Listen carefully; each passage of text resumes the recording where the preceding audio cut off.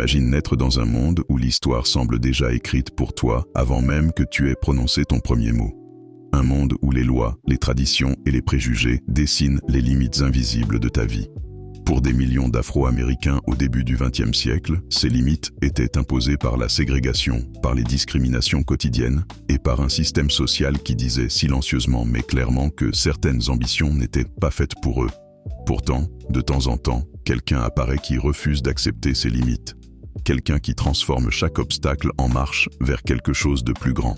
L'histoire de Ralph Bunche est l'une de ces histoires rares. C'est l'histoire d'un enfant né dans une Amérique profondément divisée qui deviendra plus tard l'un des architectes de la diplomatie internationale moderne, un homme dont la patience, l'intelligence et la détermination contribueront à empêcher des guerres et à construire des ponts entre des nations ennemies. Ralph Johnson Bunche naît le 7 août 1904 à Detroit, dans le Michigan.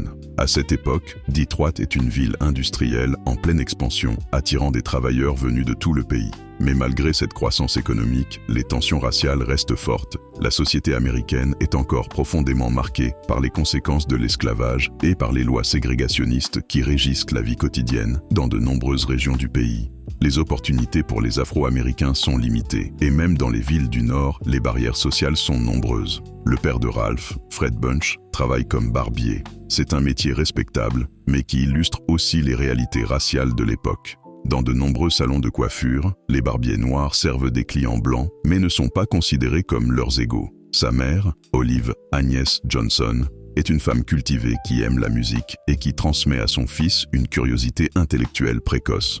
Pourtant, la personne qui aura probablement l'influence la plus profonde sur le jeune Ralph est sa grand-mère maternelle, Lucy Taylor Johnson. Lucy Johnson est née esclave avant la fin de la guerre de sécession. Elle appartient à une génération qui a connu l'esclavage, puis la reconstruction, puis l'ère brutale des lois Jim Crow. Malgré ses expériences, elle développe une force de caractère impressionnante.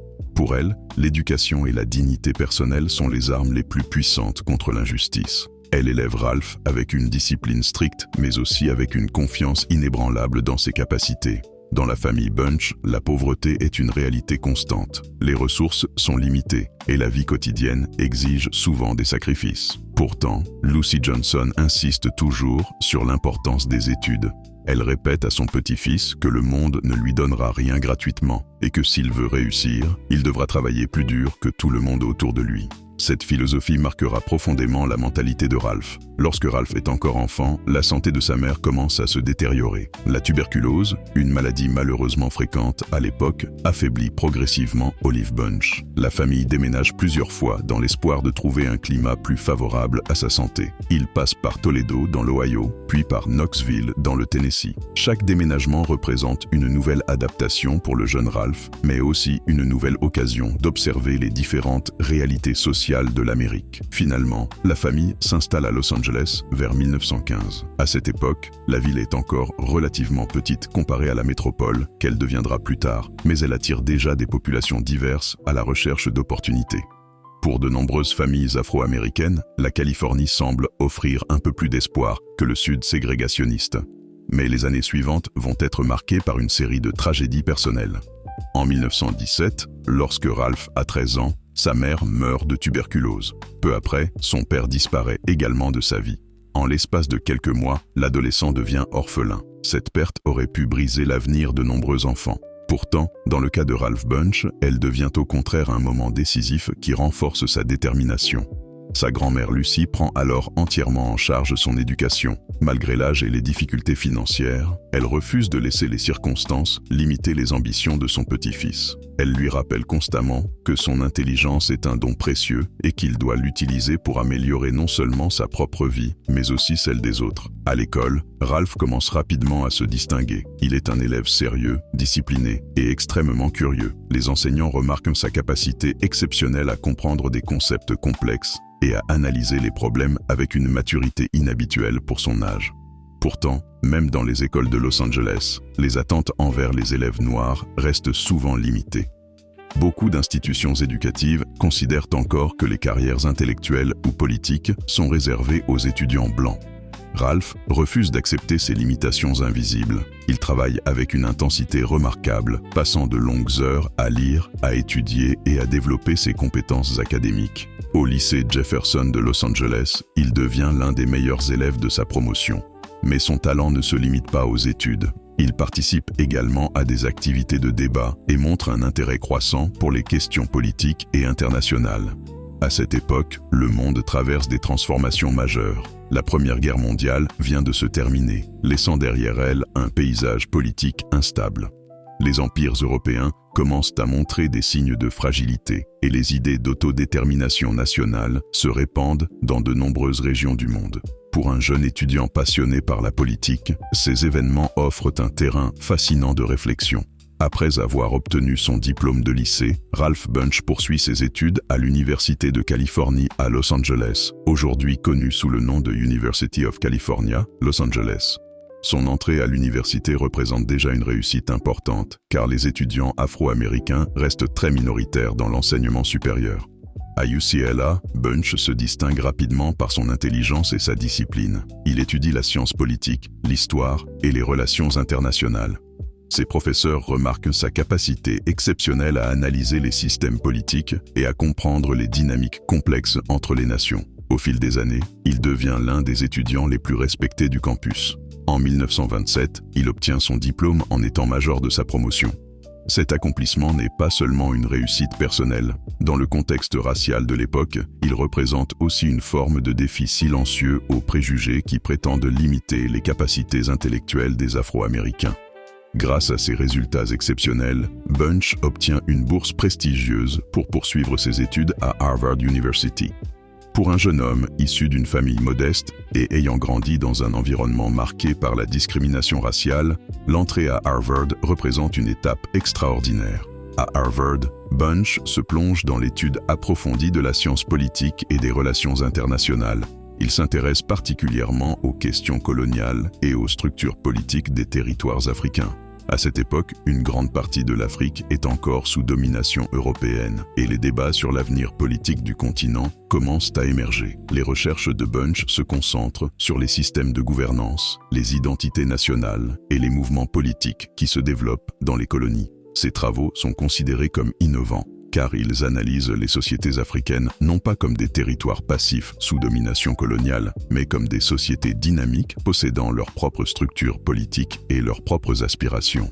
En 1934, Ralph Bunche obtient son doctorat en sciences politiques. Il devient l'un des premiers Afro-Américains à atteindre ce niveau académique dans ce domaine. Cette réussite ouvre la porte à une carrière universitaire prometteuse. Peu après, il rejoint la faculté de Howard University à Washington. Howard est l'une des universités afro-américaines les plus prestigieuses du pays et joue un rôle central dans la formation d'une nouvelle génération d'intellectuels noirs. À Howard, Bunche devient professeur de sciences politiques. Il enseigne les relations internationales, la politique coloniale et la théorie politique. Mais il ne se contente pas de transmettre des connaissances. Il encourage également ses étudiants à réfléchir de manière critique aux structures de pouvoir dans le monde et à imaginer des solutions pour créer des sociétés plus justes. Ses cours deviennent rapidement célèbres pour leur profondeur intellectuelle et pour l'enthousiasme qu'il transmet à ses étudiants. Beaucoup d'entre eux se souviendront plus tard de lui comme d'un professeur exigeant, mais inspirant, capable de transformer la manière dont il voit dans le monde. Durant cette période, Bunche commence également à publier des recherches importantes sur les questions coloniales et raciales. Il participe à plusieurs projets de recherche qui examinent les relations raciales aux États-Unis et les dynamiques politiques dans les colonies africaines. Ces travaux attirent progressivement l'attention au-delà du monde universitaire. Les gouvernements et les organisations internationales commencent à reconnaître l'importance de ces analyses. Et sans le savoir encore, Ralph Bunche se rapproche lentement d'un rôle qui dépassera largement les murs de l'université. Un rôle qui le placera au cœur des négociations diplomatiques les plus importantes du XXe siècle. Au cours des années 1930, le monde change rapidement. Les tensions internationales augmentent, les empires coloniaux commencent à être contestés et les idéologies extrêmes gagnent du terrain en Europe et en Asie. Pendant que ces transformations bouleversent l'ordre mondial, Ralph Bunche poursuit son travail académique avec une intensité remarquable. Ses recherches portent sur les structures politiques, les mouvements d'autodétermination et les dynamiques coloniales qui façonnent une grande partie du monde. À cette époque, de nombreux universitaires occidentaux étudient les colonies avec une perspective paternaliste, considérant souvent les peuples colonisés comme incapables de gouverner leur propre société. Bunch adopte une approche radicalement différente. Il analyse les institutions locales, les traditions politiques et les aspirations des populations colonisées avec un respect intellectuel rare pour l'époque. Pour lui, comprendre ces sociétés signifie reconnaître leur complexité et leur capacité à évoluer. Ces travaux attirent l'attention de chercheurs, mais aussi de responsables politiques qui commencent à comprendre que les questions coloniales deviendront bientôt l'un des grands enjeux internationaux du XXe siècle. Pendant ce temps, la situation mondiale se détériore rapidement. En Europe, les ambitions expansionnistes de l'Allemagne nazie conduisent finalement au déclenchement de la Seconde Guerre mondiale en 1939. Les États-Unis entrent officiellement dans la guerre en 1941 après l'attaque japonaise contre Pearl Harbor. Comme beaucoup d'intellectuels de son époque, Ralph Bunche est appelé à mettre ses connaissances au service de l'effort de guerre. Il rejoint plusieurs agences gouvernementales américaines chargées d'analyser les dynamiques politiques dans différentes régions du monde. Durant la guerre, Bunche travaille notamment pour l'Office of Strategic Services, l'organisation qui deviendra plus tard la CIA. Son rôle consiste à analyser les structures politiques des territoires coloniaux et à anticiper les changements qui pourraient survenir après la guerre. Les responsables américains savent que la victoire contre les puissances de l'Axe ne résoudra pas tous les problèmes internationaux. En réalité, la fin de la guerre risque même d'ouvrir une période de transformation politique profonde, notamment dans les territoires colonisés. Les analyses de Bunche deviennent extrêmement précieuses. Il comprend que les peuples d'Afrique, d'Asie et du Moyen-Orient réclameront bientôt une plus grande autonomie, voire l'indépendance.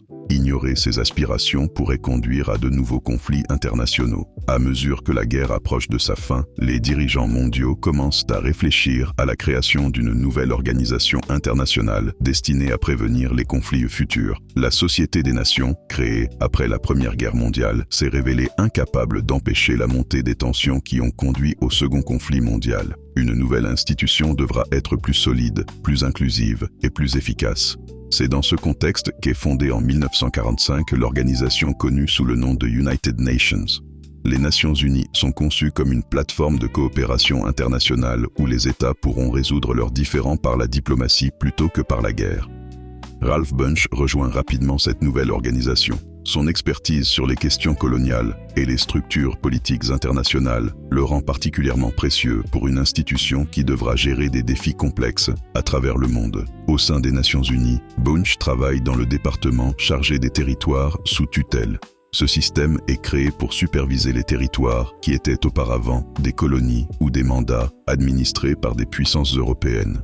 L'objectif officiel est d'aider ces régions à évoluer vers l'autonomie et l'autogouvernement. Le travail est immense. De nombreuses régions du monde sont encore sous domination coloniale et les tensions politiques sont fréquentes. Les Nations Unies doivent trouver des moyens d'accompagner ces transitions tout en évitant des conflits violents. Dans ce contexte, Ralph Bunche développe une réputation de diplomate calme, méthodique et extrêmement efficace. Contrairement à certains négociateurs qui cherchent à imposer des solutions rapides, Bunche privilégie la patience, l'écoute et la compréhension des positions de chaque partie. Pour lui, une paix durable ne peut exister que si toutes les parties ont le sentiment que leurs préoccupations ont été entendues. Cette approche sera bientôt mise à l'épreuve dans l'une des crises internationales les plus explosives de l'après-guerre. En 1947, la question du futur de la Palestine devient l'un des dossiers les plus sensibles traités par les Nations Unies. Après des décennies de tensions entre communautés arabes et juives sous administration britannique, la région est au bord de l'explosion. L'ONU propose un plan de partition qui prévoit la création de 2 États, l'un juif et l'autre arabe. Mais ce plan déclenche immédiatement des réactions violentes. Lorsque l'État d'Israël est proclamé en mai 1948, plusieurs pays arabes voisins entrent en guerre contre le nouvel État. Les combats se répandent rapidement dans toute la région. Pour tenter de mettre fin aux hostilités, les Nations Unies nomment un médiateur chargé de négocier un cessez-le-feu. Ce rôle est confié au diplomate suédois Folke Bernadotte. Bernadotte commence des négociations difficiles entre les différentes parties. Mais la situation prend une tournure dramatique en septembre 1948 lorsque Bernadotte est assassiné à Jérusalem par un groupe extrémiste. Sa mort choque la communauté internationale et laisse la mission de médiation dans une situation extrêmement fragile. C'est alors que Ralph Bunche est appelé à prendre la relève. La tâche qui l'attend est gigantesque. Les armées sont encore engagées dans les combats, les tensions politiques sont immenses et la méfiance entre les partis est profonde. Beaucoup d'observateurs pensent que les négociations sont condamnées à l'échec. Mais Bunche refuse de se laisser décourager. Il adopte une stratégie diplomatique basée sur la persévérance et la communication indirecte.